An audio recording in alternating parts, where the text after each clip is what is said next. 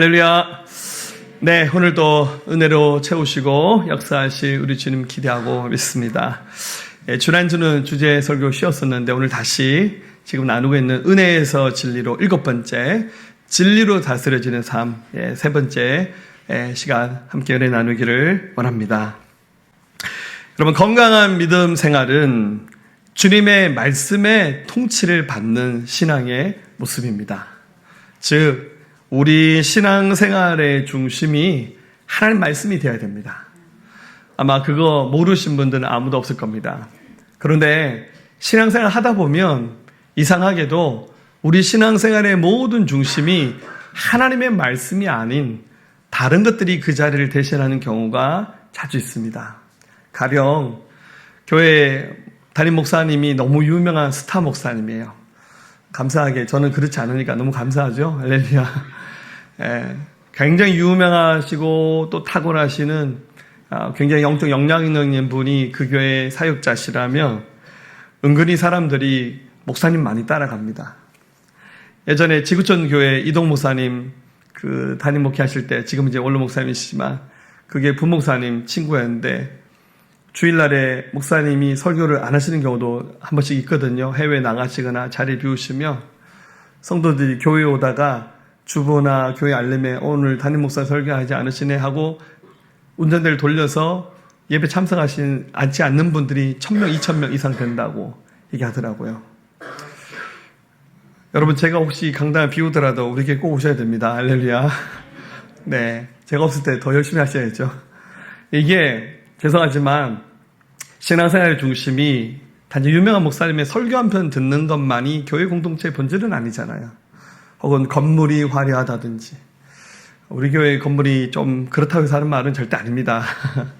그러나 신앙생활이 사람이나 건물이나 어떤 시스템이나 프로그램에 중심을 두게 되면 여러 가지 이유로 인해서 믿음 생활에 한 번쯤 위기가 오고 흔들리는 일들이 없다고 말은 못할 것 같습니다. 그래서 우리 믿음 생활은 진리 되시는 하나님의 말씀이 중심을 잡으면서 이 길을 가야 됩니다. 이 진리의 통치를 받아야 될 영역 중에서 가장 중요한 것이 지금 나누고 있는 말씀 가운데 핵심인데 바로 우리의 마음입니다. 우리의 마음에 주님의 통치가 있어야 됩니다. 자, 이 사람의 마음을 조금 어렵지만 이렇게 세 부분으로 나눠보니까 사람 마음 안에는 생각으로 불려지는 지성이 있고 감정으로 불려지는 감성이 있고 또 자신의 신념으로 불려지는 의지, 이 세 부분이 사람 마음에 있어요. 얘기하니까 목사님 내 마음에 세 개 그런 게 어디 있는겨? 이렇게 말하면 제가 할 말이 없습니다만은 사람 마음 안에 이 지정의가 함께 담겨져 있어요. 그래서 이 마음 안에 하나님의 다스림이 있어야 되는데 히브리서 4장 12절에 이렇게 말씀하셨죠. 우리 같이 읽어볼까요? 하나님의 말씀은 살아있고 활력이 있어 좌우의 날서 어떤 검보다도 예리하여 혼과 영과 및 관절과 골수를 찔러 쪼개기까지 하며 또 마음의 생각과 뜻을 판단하나니. 아멘.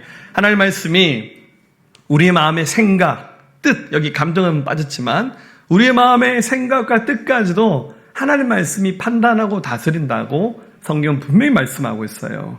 그래서 우리 앞서 2번 나눴던 말씀에서 우리 생각과 감정에 하나님의 통치가 있어야 된다는 얘기를 했고 오늘은 세 번째로 생각과 감정에 이어 의지로 불려지는 우리의 이 신념 속에도 하나님의 다스림이 있어야 된다라는 말씀을 여러분 함께 나누기를 원합니다. 자, 결론은 하나님의 말씀. 하나님의 말씀이 유일한 도구입니다. 말씀이 우리를 통치하시는 거예요. 성경 말합니다. 에베소 4장 24절 하나님을 따라 의와 진리의 거룩함으로 지으심을 받은 새 사람을 입으라. 그래서 하나님의 말씀의 통치를 받으면 우리 마음이 새로워져서 우리 삶이 새로워져서 예수 그리스도 안에서 새로운 피조물 새 사람이 될 수 있습니다. 할렐루야. 자, 아직 예수님 믿으면서 여전히 여러분 마음은 지옥에 있고 여전히 여러분 마음은 세상 바깥에 있고 혹은 여러분 왜곡되어 있는 상처받았던 어느 한 부분에 머물러 계신 분들 계시다면 오늘 주의 말씀에 통치받는 은혜가 있기를 우리 주님의 이름으로 축원합니다. 자, 그렇다면 도대체 우리 마음에 담겨져 있는 의지라는 것이 뭔가를 우리가 먼저 살펴보기 원합니다. 자, 여러분들 우리의 인생은 의지로 말미암아 존재하고 움직인다는 거, 여러분 이것을 아셨으면 좋겠습니다. 자, 사람의 마음에 지정의가 있다고 했는데요. 이 의지라는 부분이 뭐냐면 한번 사전을 찾아보면 의지는 사람이 가지고 있는 뜻, 그리고 결정하는 부분들, 선택하는 부분들, 그 사람이 가지고 있는 비전을 바로 의지다라고 이렇게 정의합니다. 그래도 좀 어렵죠? 우리 마음에 생각과 감정이 있는데 이 생각과 감정이 굉장히 단단해지면 이 단단해진 생각과 감정이 자신의 그 뜻을 만들고 뭔가를 결정할 수 있는 자기 중심을 만듭니다. 자, 한번 더 쉽게 말하면 어떤 목사님이 이렇게 설명했는데 인지 치료의 대가 중에 앨버트 앨리스라는 분이 계시는데 이분이 이렇게 말합니다. 사건에 대한 해석이 감정을 통제한다. 자, 우리가 경험한 어떤 사건에 대한 해석이 감정을 통제한다는 거예요. 근데 이 해석을 하는 도구가 뭐냐면 우리 마음이에요. 우리 생각과 감정, 의지가 똑같은 사건을 다르게 봅니다. 예를 들어 볼게요.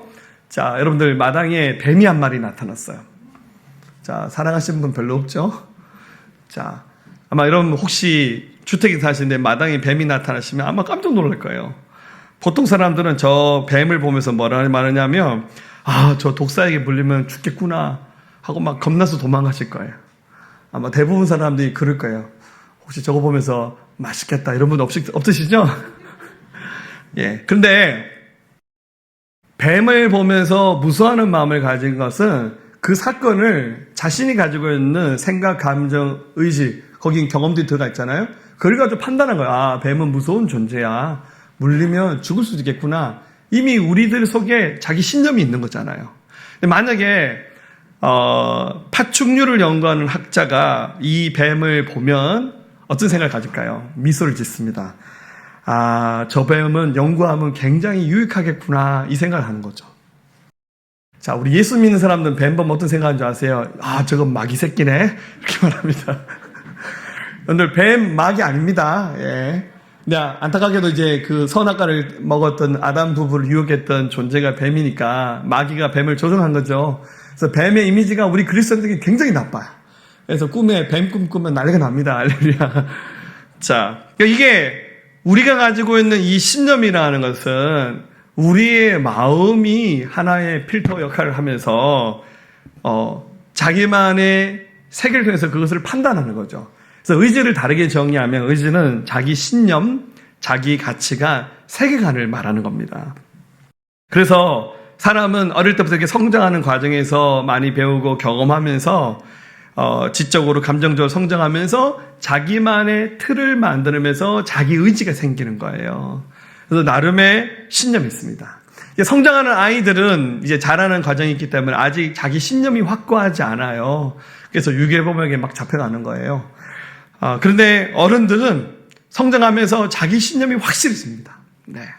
그래서 이것을 좀 나쁘게 말하면 외고집, 똥꼬집이라고 말합니다. 예. 특히 남자분들이 더한 것 같아요. 예. 제가 남자니까 남자 흉을 봐도 되죠? 예. 특히 중년의 남자들, 한 40대 이상 되신 남자분들은 자기 신념이 강하세요. 그 신념 잘 안 바꿔요. 여자분들은 일단 눈물 한 방울 쏟으면 신념도 다 내려놓을 수 있어요. 죄송합니다. 자, 그런데 이 신념이 굉장히 건강하게 자리 잡게 되면 상대방에 대한 배려가 있고 성숙한 사람이 되고 예절 바르고 굉장히 나이스한 사람이 됩니다.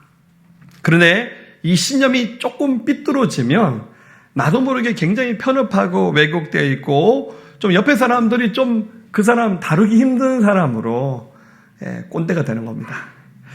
자, 그런데 하나님이 이 신념으로 제가 설명했던 의지, 이것을 우리에게 선물로 주셨어요. 하나님 인간에게 자유의지를 선물로 주셨어요. 무슨 말이냐면 하나님은 인간을 창조하고 난 다음 인간을 로봇처럼 조정하기를 원하지 않으셔요. 하나님, 여러분들 마치 아이들이 게임할 때 조이스틱 가지고 조정하잖아요. 오른쪽 가고 왼쪽 가고 막. 그래서 여러분들 남편을 조이스틱으로 조절하고 가지 마세요. 할렐루야. 제가 농담하면 잘 안 웃으셨어. 제가 힘들어요. 할렐루야. 네. 이게 하나님이 우리를 그렇게 막 조정하지 않으셔요. 우리 스스로 생각하고 감정을 느끼고 신념을 가지고 행동할 수 있도록 하나님 인간에게 자유의지를 선물로 주셨어요.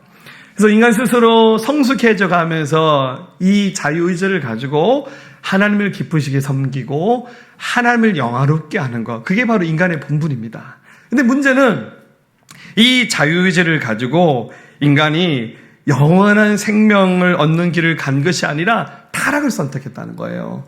자, 하나님이 아담 부부를 만드시고 에덴 동산에 그들을 살게 하셨어요.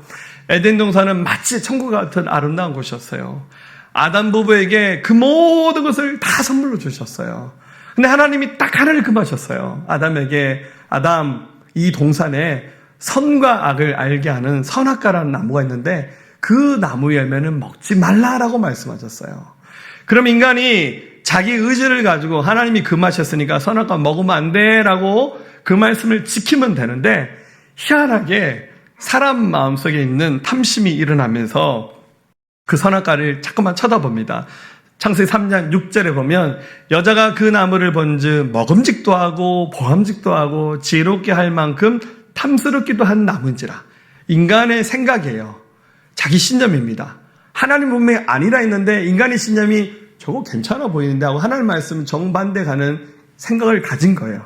그래서 여자가 그 나무, 그 열매를 따먹고 자기와 함께 있는 남편에게도 주매 그도 먹은지라. 자, 선악과를 먹은 것은 뱀이 먹게 한 거 아닙니다. 뱀은 정보를 제공하고 유혹을 했어요. 야, 먹으면 너도 하나님처럼 돼. 거짓말 했죠? 뱀이 선악과를 딱 따서 아담 입에서 싹 집어넣어주면서 씹어서 먹어. 그러지 않았어요. 선악과를 딴 것은 아담과 하와가 직접 한 거예요. 그걸 가지고 먹은 것도 그들의 선택이었습니다. 그들의 의지로 한 거예요. 뱀이 시킨 게 아닙니다. 뱀이 유혹했다 할지라도 그래서 한 것은 그들이 잘못된 신념과 의지를 가지고 잘못된 선택을 한 거예요. 그리고 사실 이 에덴 동산에는 생명나무도 있었어요. 생명나무 먹으면 영생하는 거예요. 하나님이 생명나무는 먹지 마! 이렇게 말씀하신 적이 없었어요. 그런데 먹어도 된다고 한 것을 안 먹고 먹지 말라고 한 것을 먹는 이 죄를 범한 거예요. 그래서 선악과를 먹자마자 하나님이 하신 일이 뭡니까? 3장 24절 이같이 하나님이 그 사람들을 쫓아내시고 에덴 동산 동쪽에 그룹들과 두루 도는 불칼을 두어 생명나무의 길을 지키게 하시니라. 생명나무가 있는 쪽으로 가는 길을 그룹 천사를 세워서 하나님이 못 가게 막으시면서 생명나무 먹은 것을 인간에게 금해버리셨어요. 그래서 인간이 죽게 된 거예요. 죄의 결과로. 자, 여기서 끝나지 않습니다. 아담이 아이를 낳는데 가인과 아벨 두 아들이 태어났는데 이 두 형제 사이에 얼마나 우애가 좋으면 좋겠어요. 그런데 둘 사이에 갈등이 있었고 서로 시기 분쟁이 있었어요. 특별히 제사를 지는데 하나님이 동생 아벨의 제사만 받고 가인의 제사 받지 않았어요. 이 가인 속에 막 부글부글 막 분노가 끓어오는 거예요. 이게 막 동화 지나치는 거예요. 막 죽이고 싶었어요. 하나님 가인의 생각을 읽으셨어요. 미리 말씀하십니다. 창세기 4장 7절 네가 선을 행하면 어찌 낫을 들지 못하겠느냐. 선을 행하지 아니하면 죄가 문에 엎드려 있느니라. 죄가 너를 원하나 너는 죄를 다스릴지라. 가인, 죄가 너를 원한다. 너 그 생각 꺾어. 그 신념을 내려놓아라. 죄를 다스려야 돼. 하나님 그렇게 말씀하셨어요. 근데 가인 어떻게 합니까? 하나님 말씀을 싹 다 거부해버리고 돌 두고 나가서 자기 동생 아벨을 돌로 쳐서 살인해버렸습니다. 인류 최초의 살인사건이 최초의 가정에서 일어났어요. 어마어마한 일이 난 거죠. 결국 우리의 신념이 바르게 성장하지 않으면 세상적인 가치관으로 오염되기 시작하면 이것이 굉장히 나의 삶을 힘들게 만들고 또 돌이킬 수 없는 어마어마한 사건들을 만들면서 하나님 앞에 바로 서지 못하게 되는 결과를 초래한다는 거예요. 자, 그럼 어떻게 될까요? 우리의 이 의지 속에, 우리의 마음 속에 하나님의 말씀에 의해서, 진리에 의해서 우리가 다스림 받는 삶을 시작해야 됩니다.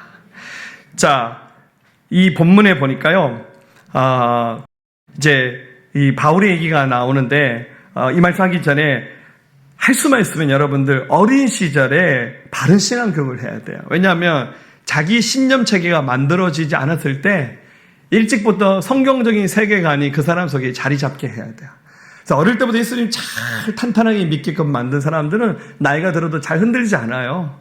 그런데 이미 세상에서 너무 많은 것들을 경험하고 배워버렸어요.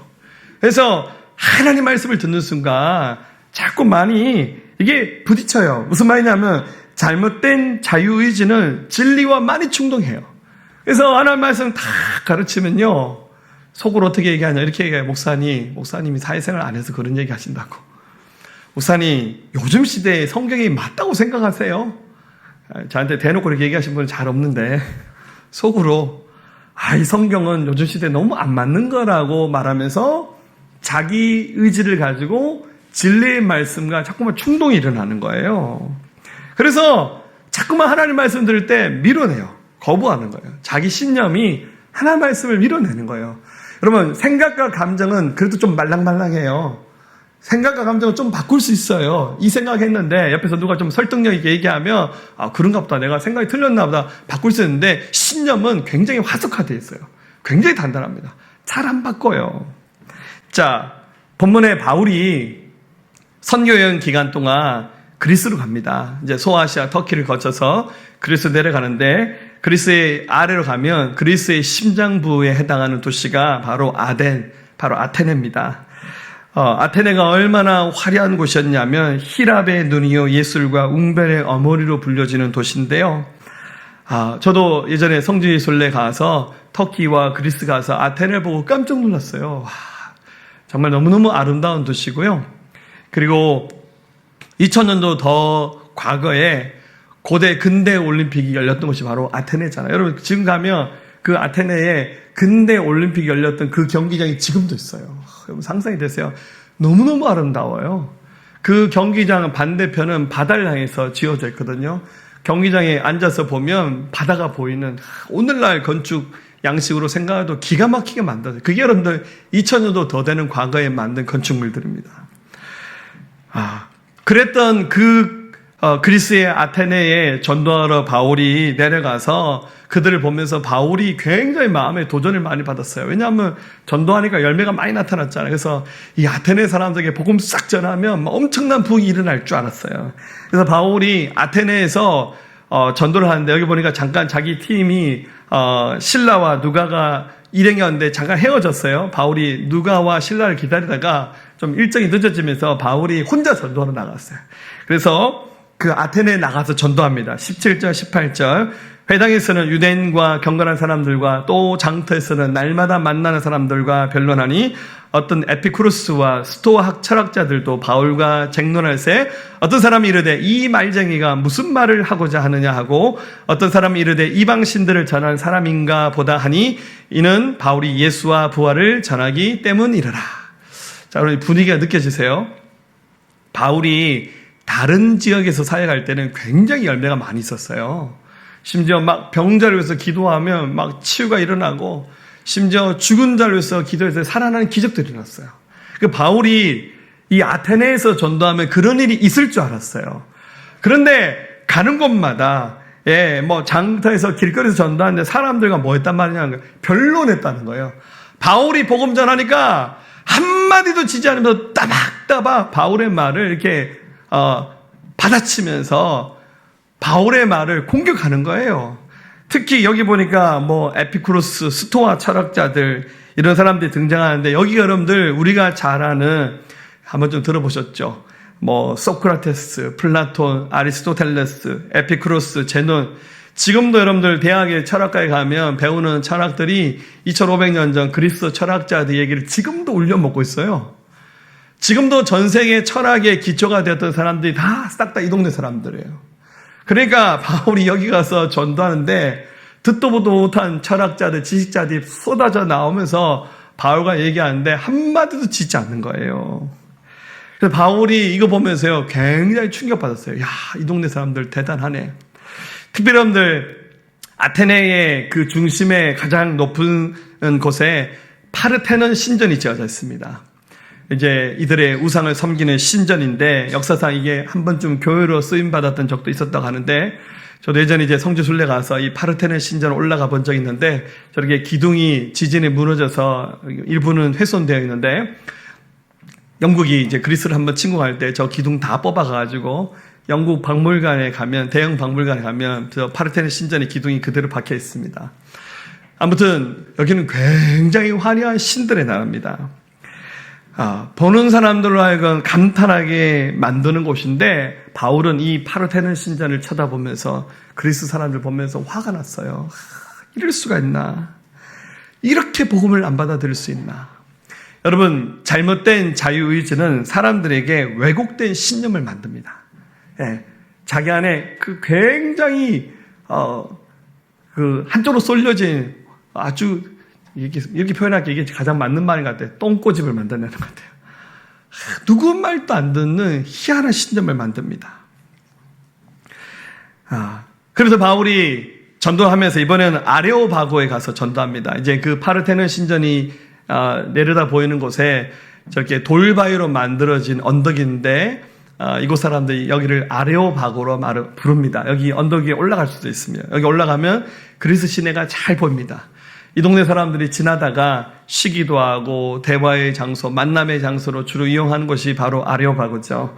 이번엔 바울이 아레오바고에 올라가서 거기서 전도합니다. 19절에 그들이 붙들어 아레오바고로 가며 말하기를 네가 말하는 이 새로운 가르침이 무엇인지 우리가 알 수 있겠느냐.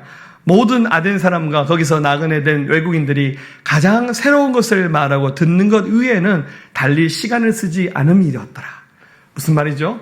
사람들이 억지로 바울을 아레오바고로 끌고 와서 바울에게 하는 말이 네가 우리에게 가르치는 새로운 가르침이 뭔지 한번 얘기해봐라. 이 동네 사람들은 새로운 거 외에는 듣는데 듣는데 시간 쓰는 거 외에는 시간 쓰지 않는다고. 그러니까 뭔가 신문물에 관한 기대하는 것들, 새로운 지식에 대한 이렇게 기대는 엄청났지만 복음에 대해서는 관심이 없었어요. 굉장히 왜곡되어 있는 자기 신념으로 똘똘 뭉쳐있는 사람들. 여기서 끝나지 않습니다. 이런 왜곡된 자유의지는 결국 종교적인 편향성을 만들어냅니다. 이런 사람들은 결국 굉장히 다른 종교에 잘 빠집니다. 굉장히 다른 종교, 이단 종교에 취약하게 되어서 거기에 막 빠져들죠. 그래서 바울이 이 아레오바고에서 이 그리스 아테네 사람들 보면서 그들을 영적으로 진단하죠. 22절 바울이 아레오바고 가운데 서서 말하되 아덴 사람들아 너희를 보니 범사에 종교심이 많도다. 너는 굉장히 종교적인 사람 같다. 근데 예수 복음만 안 받아들여요. 여러분들 이 그리스가 신화의 나라잖아요. 히랍 신화. 여러분들 유명한 그리스 로마 신화. 막 신들끼리 서로 싸우고 결혼하고 애 낳고 별의별 얘기가 다 나오잖아요. 굉장히 종교적인 사람들이에요. 이게 그냥 된 게 아니라 이 왜곡된 신념이 잘못 물어버리면 이단에 빠지게 되면 헤어나오지 않아요. 굉장히 그런 이단에 대해서 잘못된 가르침에 대해서 굉장히 취약한 거죠.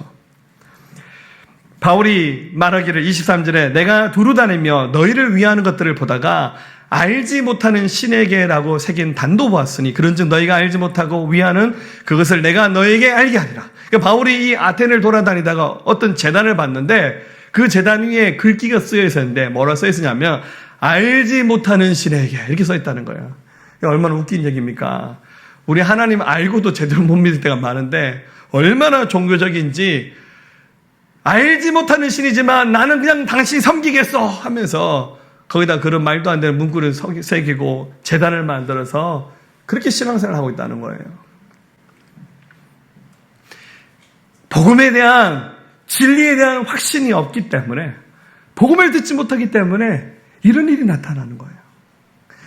어느 목사님의 이야기입니다. 미국에서 어떤 목사님이 개척을 하셨는데 개척교회가 쉽지 않은 시대잖아요.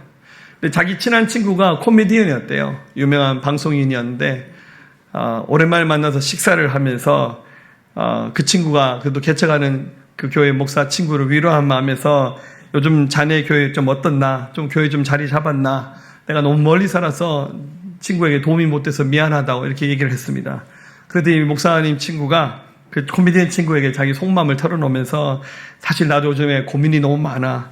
개척한 지 한 5년 지나면서 교회가 늘어나야 되는데 개척할 때보다 더 교회도 줄어들고 너무 힘들어서 내가 목회를 잘하고 있는지 의문이 든다고.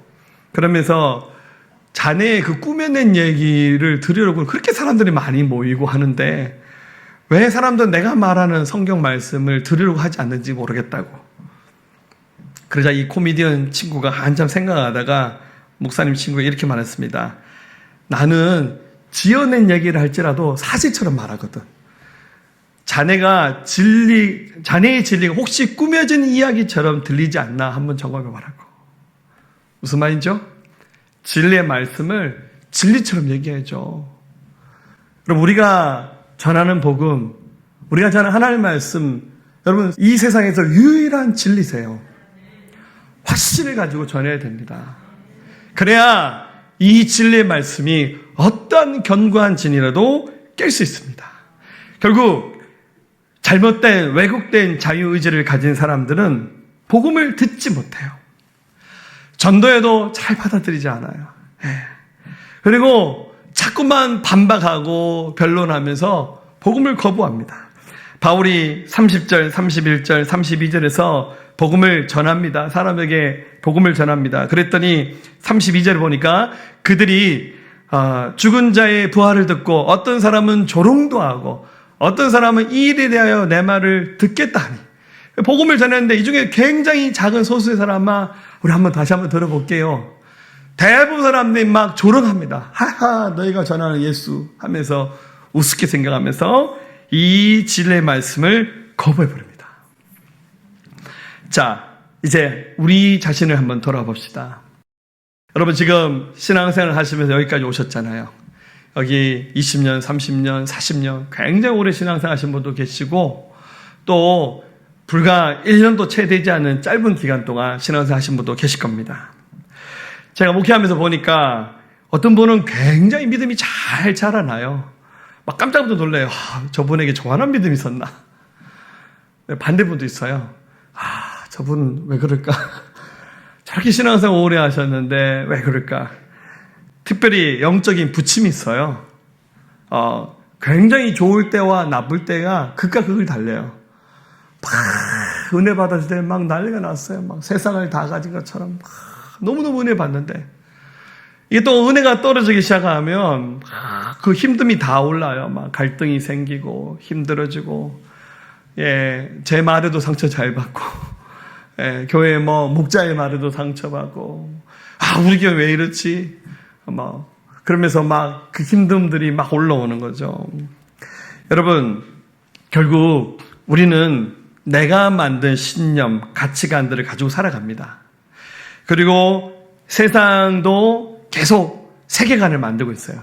세상의 많은 종교들도 자신들이 진리라 말하면서 자신들의 세계관을 만들고 있고 우리도 그리스도인이기 때문에 성경적인 세계관을 가지고 세상 앞에 서는 거예요. 그러면 결국 이 가치관은 서로 늘 부딪힐 수밖에 없어요. 결국 여러분들 종교적인 갈등, 세상의 갈등은 결국 세계관의 전쟁입니다. 세상은 인본주의가 발을 치고요. 거짓이 난무합니다. 그러나 우리가 믿고 있는 하나님의 말씀은 분명히 진리입니다. 그 진리의 말씀을 가지고 세상적인 세계관과 가치관이 다가올 때 분별하면서 이겨내야 돼요. 그러면서 우리의 마음을 지켜야 우리의 믿음이 자랄 수 있습니다. 할렐루야. 결국 말씀을 가지고 성령으로 우리 안에 있는 이 의지 안에 있는 견고한 진을 깨트리는 작업을 하셔야 돼요. 여러분 주님이 하실 수 있습니다.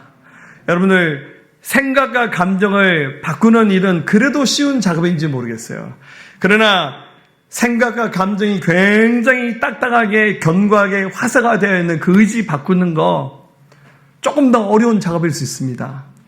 그러나 우리 하나님은 하실 수 있어요. 우리 주님은 능력의 하나님이십니다. 할렐루야. 성경은 말합니다. 고린도서 10장 4절 5절 같이 읽습니다. 우리의 싸우는 무기는 육신에 속한 것이 아니요 오직 어떤 견고한 진도 무너뜨리는 하나님의 능력이라. 모든 이론을 무너뜨리며 하나님을 아는 것을 대적하여 높아진 것을 다 무너뜨리고 모든 생각을 사로잡아 그리스도에게 복종하게 하니. 할렐루야. 하나님의 말씀은 우리의 마음을 사로잡으세요.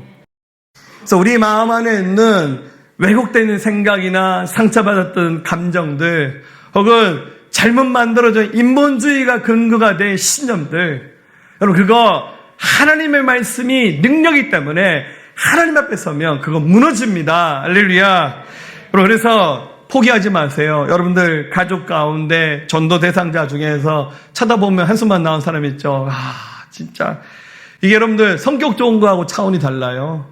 누가 봤을 때 우리 남편은 법 없이도 살 사람이다. 그죠? 그런데 그 외고집은요 아무도 못 꺾어. 이게 여러분들 특별히 어릴 때부터 차근차근 신앙에서 자란 사람들은 일찍부터 성경적인 세계관에 의해서 이 의지가 세워지지만 세상에서 고생 많이 하면서 이렇게 정말 세상에서 눈물이 젖은 빵을 먹으면서 성장하신 분들 자기 속에 굉장히 신념이 자리 잡거든요. 세상에 믿을 놈 없다. 부모도 못 믿겠고 남편 아내도 못 믿겠고 자식도 못 믿겠다. 너무 얼마나 억울한 일 많이 당하고 상처받았으면 그런 생각 갖겠습니까? 이해는 충분히 됩니다. 그런데 이 신념이 너무 강하면 성경적인 하나님의 말씀을 받아들일 때 굉장히 견고한 진이 되는 거예요. 특히 우리가 또 하나님을 아버지라 부르잖아요. 아버지는 또 권위자잖아요. 그러니까 이게 안 되신 분들은 하나님 아버지가 너무 힘들어. 그리고 교회 안에 리더십이 왜 이렇게 많아요? 교회 안에 은근히 목사님 말 따라야 된다. 교회 지도자들 말 따라야 된다. 이런 분위기가 깔려 있잖아요. 근데 이해가 안 되는 분들은 우리 교회는 공산당인가 보다. 그냥 무조건 목사님 하자는 대로 하고 교회 장로님 하자는 대로 한다. 여러분 그렇지 않아요. 저 김희성 아닙니다. 하나님의 통치 아래 옳은 길을 가고 바른 길을 가면서 주님 기뻐하는 길을 가자는 거예요. 교회는 세상에 정치하는 것도 아니고 민주주의 다수결 하는 것도 아닙니다. 교회는 하나님이 통치하시는 곳이에요. 디모데전서 4장 5절 하나님의 말씀과 기도로 거룩하여집니다. 결국 이렇게 말씀 앞에 서게 되면 우리 이 마음속에 감춰져 있는 생각, 감정, 의지가 말랑말랑해지면서 이사야 26장 3절에 있는 것처럼 주께서 심지가 견고한 자를 평강하고 평강하도록 지키시리니 이는 그가 주를 신뢰합니다. 우리의 이 마음의 중심이 견고해지면서 마음의 평강이 넘쳐나는 삶을 살게 될 거예요. 그러나 이게 되지 않으면 정말 신앙생활이 롤러코스터를 타요. 좋을 때와 나쁠 때 너무너무 달라요. 여러분들 사람은 절대 완전하지 않아요. 신앙생활 사람 보고 하지 마시고 주의 말씀에 의해서 말씀에 이끌린 신앙생활을 할 때 우리가 건강하게 이 믿음의 길을 완주할 수 있고 주님이 그 사람을 쓸 수 있는 거예요. 디모데후서 2장 20절 큰 집에는 금그릇과 은그릇뿐만 아니라 나무그릇과 질그릇도 있어 귀하게 쓰는 것도 있고 천하게 쓰는 것도 있나니 그러므로 누구든지 이런 것에서 자기를 깨끗하게 하며 귀히 쓰는 그릇이 되어 거룩하고 주인의 쓰심에 합당하며 모든 선한 일에 준비함이 되리라.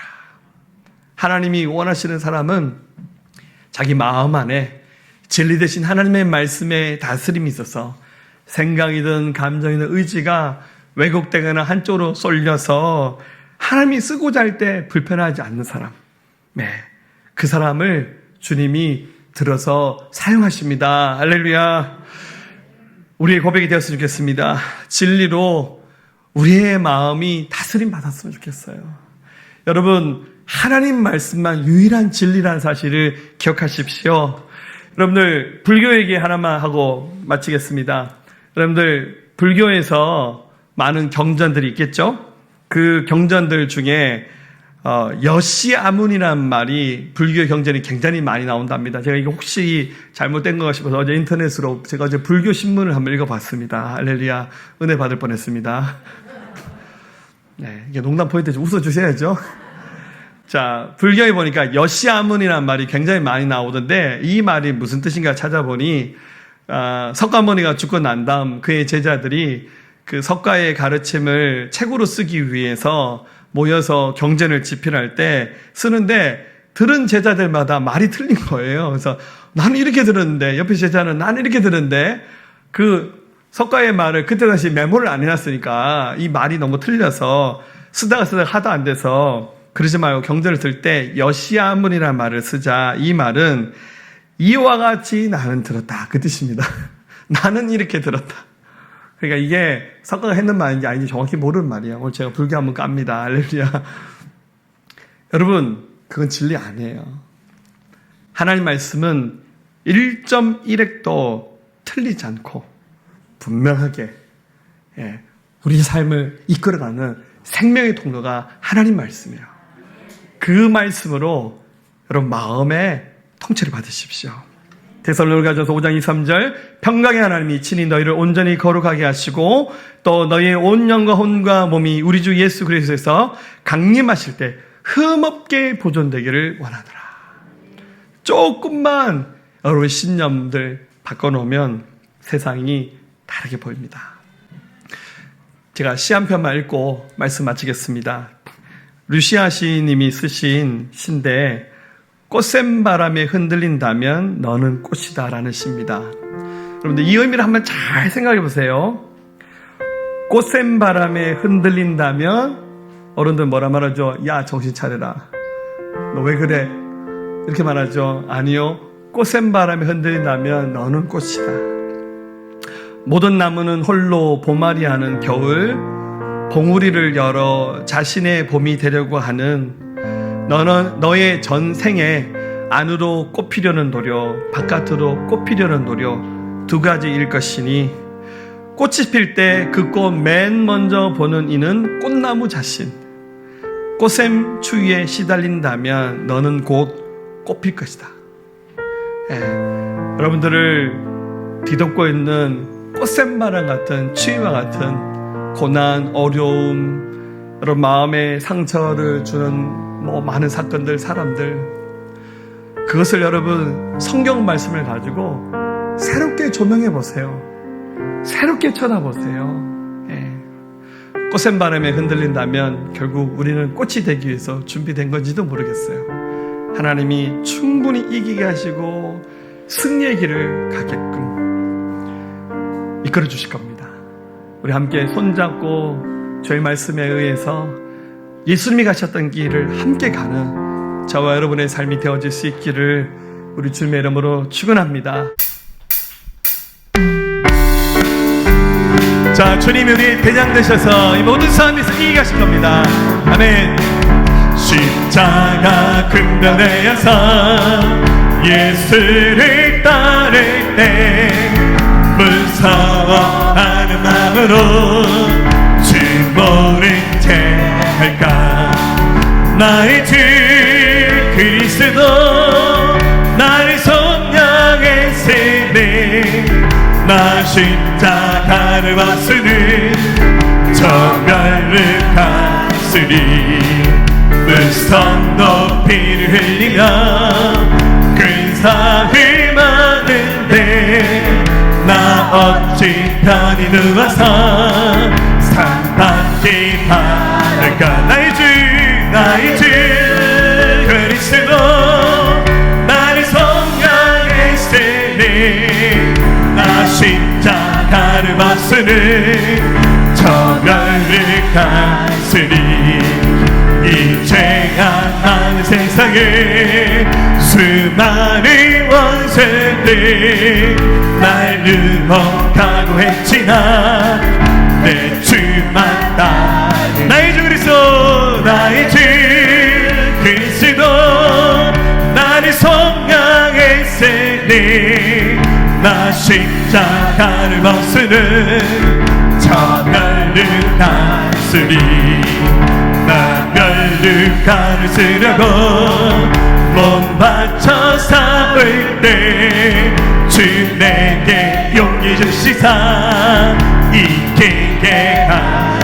아멘. 나의 주 그리스도 나를 속량했으니 나 십자가를 벗으는 정갈을 갔으니 승리의 그날 이르러 십자가 금강대 객가를 불러 영광을 주님께 돌. 나의 주 그리스도 나의 주 그리스도